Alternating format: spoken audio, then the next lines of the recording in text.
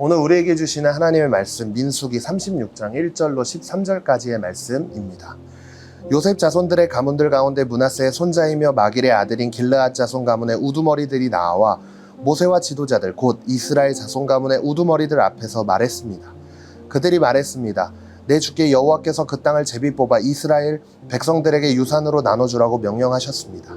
또한 내 주께서는 우리 형제 슬로브앗의 유산을 그 딸들에게 주라는 명령을 여호와로부터 받으셨습니다. 그런데 만약 그들이 다른 이스라엘 지파의 남자에게 시집을 가면 그들의 유산은 우리 조상의 유산에서 빠져나가 그들이 시집갈 그 지파에 더해질 것입니다. 그러면 우리의 유산으로 주어진 분량이 줄어들게 됩니다. 이스라엘 백성들을 위한 희년이 돌아오면 그들의 유산은 그들이 시집간 지파의 유산에 더해질 것이니 우리 조상들의 유산에서 그들의 유산이 빠져나가게 됩니다. 그러자 여호와의 명령에 따라 모세가 이스라엘 자손들에게 명령해 말했습니다. 요셉 자손의 지파가 하는 말이 옳다. 슬로브앗의 딸들에게 여호와께서 하신 명령은 이것이다. 그들은 자기가 좋아하는 사람에게 시집을 가기는 하되 자기들의 아버지의 가문 내에서만 시집을 가야 한다. 이스라엘 자손의 유산은 한 지파에서 다른 지파로 넘어가서는 안 된다. 이스라엘 자손은 각자 자기 조상의 지파의 유산을 지켜야 한다. 혹시 딸이 이스라엘 자손의 지파의 유산을 상속받게 되면 그녀는 그 아버지의 지파의 가문 사람에게 시집을 가서 이스라엘 자손이 각자의 유산을 지킬 수 있게 해야 한다. 이스라엘 자손의 유산이 한 지파에서 다른 지파로 넘어가게 해서는 안 된다. 이스라엘 자손의 지파들은 각자의 유산을 지켜야 한다. 그리하여 슬로브앗의 딸들은 여호와께서 모세에게 명령하신 대로 했습니다. 슬로브앗의 딸인 말라와 디르사와 호글라와 밀가와 노아는 자기 삼촌들의 아들들에게 시집갔습니다. 그녀들이 요셉의 아들인 므낫세 자손의 가문으로 시집감으로써 그녀들의 유산은 그녀들의 아버지의 가문의 지파 안에 남게 됐습니다. 이것들은 요단강의 여리고 건너편에 있는 모압 평원에서 여호와께서 모세를 통해 이스라엘 백성들에게 주신 명령과 규례들입니다. 아멘. 드디어 길고 길었던 민수기를 오늘로써 마지막으로 나누게 되었습니다. 민수기를 통해 우리는 이스라엘 백성들이 광야에서 하나님의 인도하심을 따라 가나안 땅을 향해 걸어가는 가운데 마주했던 여러 가지 사건들을 함께 보았습니다.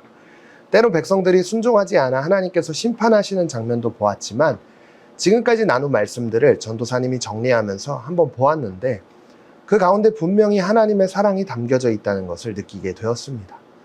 오늘 말씀은 특별히 슬로브앗의 딸들 이야기가 기록되어 있습니다. 우리가 민수기 27장을 나누면서 슬로브앗의 딸들이 모세에게 찾아와 아버지가 아들이 없이 죽어 유산을 받지 못하게 되었죠. 하지만 당시 여자라는 신분은 낮고 존중받지 못하는 사회적인 시선에도 불구하고 슬로브앗의 딸들은 자신들이 유산을 받을 수 있도록 이야기하기 시작했습니다.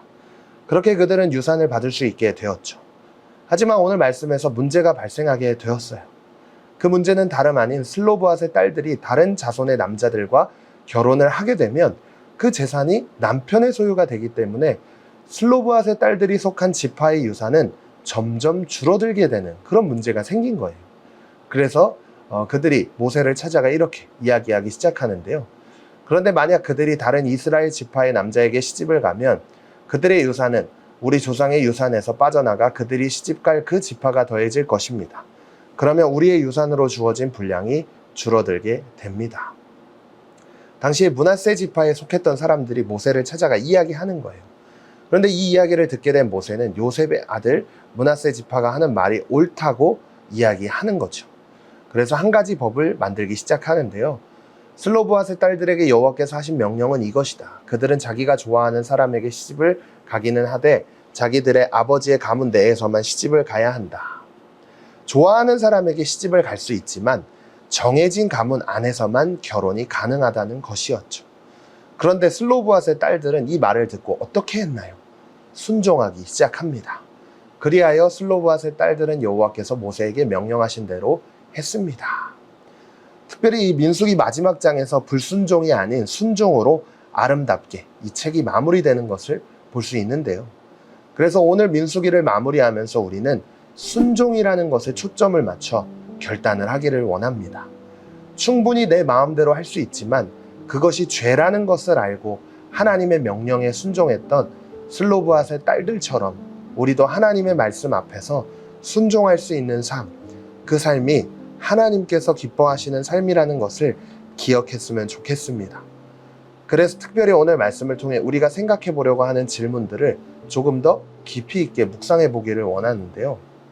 첫 번째로, 요즘 나는 내 마음대로 자유롭게 선택하며 사는 삶과 하나님께서 주시는 은혜와 비전을 지키는 삶 중 어디에 더 가치를 두고 있나요?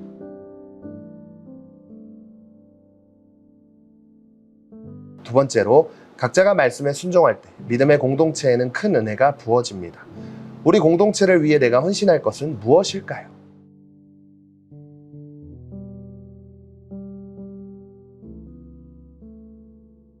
오늘 말씀을 기억하면서 하나님의 뜻에 순종하는 것을 통해 나를 포함한 내가 속한 공동체가 아름답게 세워진다는 것을 기억하면서 함께 기도하겠습니다. 하나님, 지금까지 민수기를 묵상하면서 많은 말씀들을 배우게 해주셔서 감사합니다. 때로는 이스라엘 백성들처럼 저도 순종하지 못할 때가 많았습니다. 하지만 오늘 말씀을 통해 슬로브앗의 딸들처럼 말씀에 순종하고 하나님의 뜻을 이루는 삶을 살게 도와주세요. 오늘도 하나님의 말씀 앞에서 순종하는 삶을 살기를 결단합니다. 말씀대로 살 수 있는 은혜를 주세요.